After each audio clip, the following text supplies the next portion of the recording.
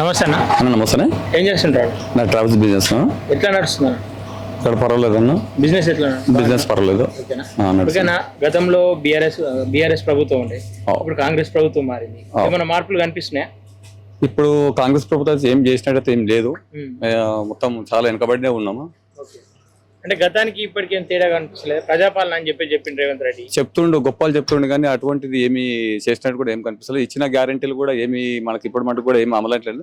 మహిళలకు పెట్టిండు బస్సులు కానీ అంత మటుకే, కానీ ఇంకా అటువంటిది ఏమి లేదు. దానివల్ల కూడా లాభాలు ఏమి లేవు. ఏదైతే గతంలో ట్రావెల్స్ కూడా అంటే ఏదైతే వాహనదారులు ఉన్నారో మాకు కూడా ఇబ్బందులు కలుగుతున్నాయని కొన్నిసార్లు రాస్తారోకో చేసే సందర్భాలు ఉన్నాయి. చాలా పరిస్థితులు ఏమైనా ఉన్నాయా? ఇప్పుడు ఉన్నాయి. ఇప్పుడు కూడా మాకు ఆటోలు నడపనికి కానీ ఇంకేదైనా క్యాబ్ కానీ ఏదైనా కావాలన్నా కూడా వాళ్ళు ఎవరు ఫ్రీ జనాలు ఎక్కువ బస్కే పోతురు. దానివల్ల కానీ మాకు ఎటువంటి లాభాలు అయితే లేవు. మా లాంటి చేసుకునే వాళ్ళకి ఎటువంటి ఉపాధి కూడా మాకు ఎటువంటి కనిపిస్తలేదు. ఓకేనా. అంటే ఇప్పుడు పార్లమెంట్ ఎన్నికలు రాబోతున్నాయి. పార్లమెంట్ ఎన్నికలు ఈ ప్రాంతం నుండి చూసుకుంటే బీజేపీ నుండి ఈటెల రాజేందర్, కాంగ్రెస్ నుండి సునీత లక్ష్మారెడ్డి, అట్లాగే బీఆర్ఎస్ నుండి చూసుకుంటే రాగి లక్ష్మారెడ్డి. అసలు ఈ ముగ్గురిట్లలో ఈ ఒక్కొక్కరి గురించి చెప్పుకుంటే ఎవరు బెటర్ మీ ప్రాంతానికి? ఇప్పుడు ఎవరి వైపు జనాలు ఉంటారు? ఇప్పుడు అయితే ఈటెల రాజేందర్ గారికి అయితే బాగున్నది. ఎందుకంటే ఇప్పుడు ఒక ఉద్యమం, తెలంగాణ ఉద్యమం నుంచి ఆయనకు బయటకు వచ్చి కేసీఆర్ బయటికి వెళ్ళగొట్టడం పెట్టిండు. కరోనా టైంలో కూడా ఈటెల రాజేందర్ గారు చాలా మంచి పనులు చేసిండు, చాలా హార్డ్ వర్క్ చేసిండు.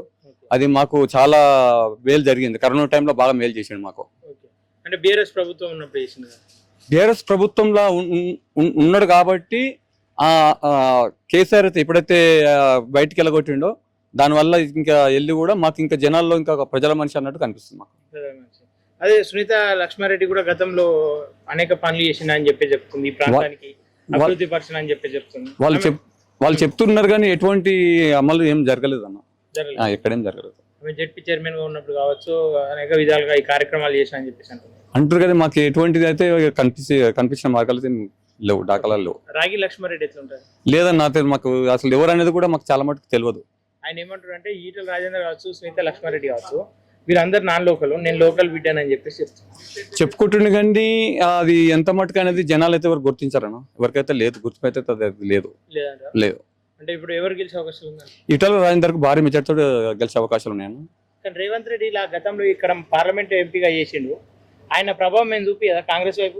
లేదన్న, ఎంపీగా చేసిండు కానీ అప్పట్లో ఏంటంటే ఒక తెలంగాణ ఉద్యమంలో ప్రశ్నించే గొంతులాగా అనేది కలిసి చేస్తాం తప్ప, కానీ అతను ఇక్కడ ఈ కాన్ఫరెన్స్ కి ఎప్పుడు మేలు చేసిన పనులు ఎటువంటి దాఖలాలు లేవు.